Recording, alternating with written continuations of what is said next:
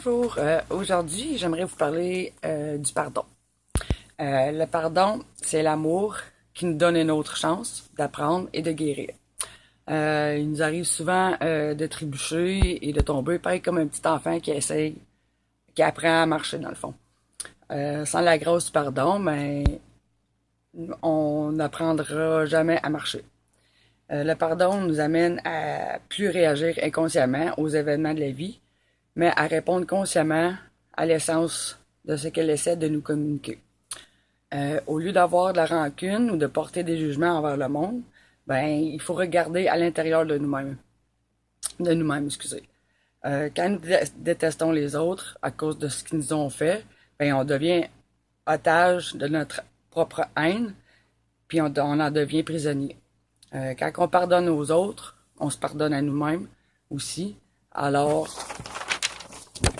nous pouvons quitter la prison et marcher à nouveau sur le chemin de la lumière. Voici ma petite histoire que j'ai déjà vécue, v'là une couple d'années. J'avais un copain. Et puis, avec ce copain, j'ai eu des bons et des mauvais moments. Et les mauvais moments m'ont apporté que j'avais plus le goût de vivre. Il m'avait arraché toute ma joie de vivre. Puis dû à ça, j'ai tombé en dépression. J'avais plus d'énergie, j'étais vraiment dans le côté sombre de la dépression et de moi-même. Pendant ce temps de dépression, j'ai vécu des choses paranormales. J'ai vu des ombres qui m'entouraient dans ma maison.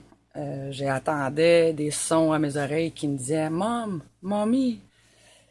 J'ai même des choses qui se sont déplacées chez nous.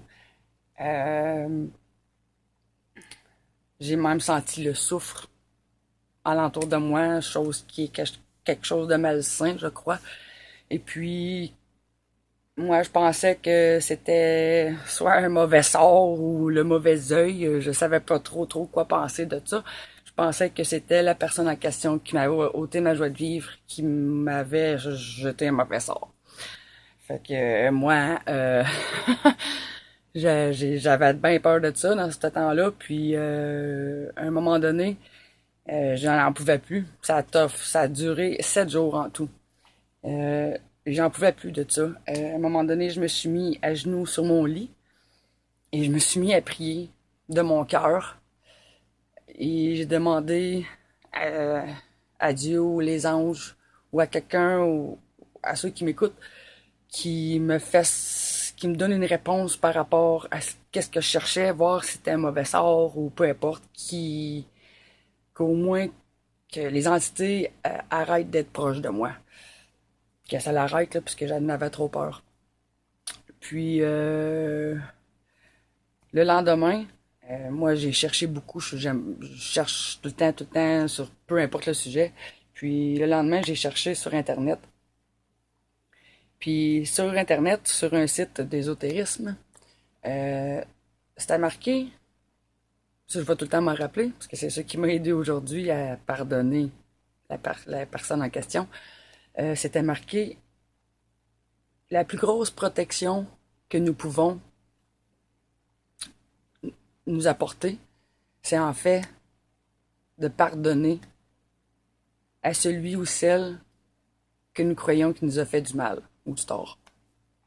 Alors moi, ça a rentré dans mon oreille puis ça n'a pas sorti l'autre bord, ça a resté dans ma tête.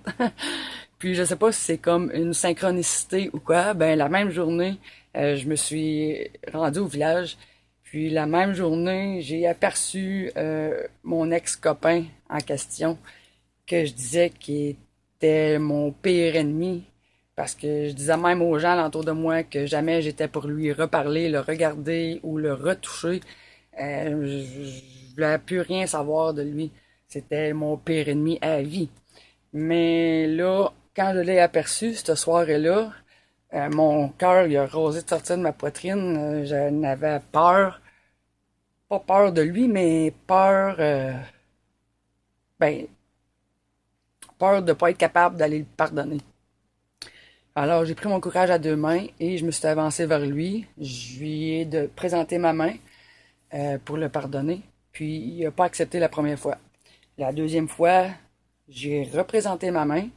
Il m'a dit... J'ai dit là, il faudrait qu'on se pardonne un et l'autre pour tout ce qui s'est passé entre moi et toi. Puis, comme ça, ben, on va pouvoir vivre en paix.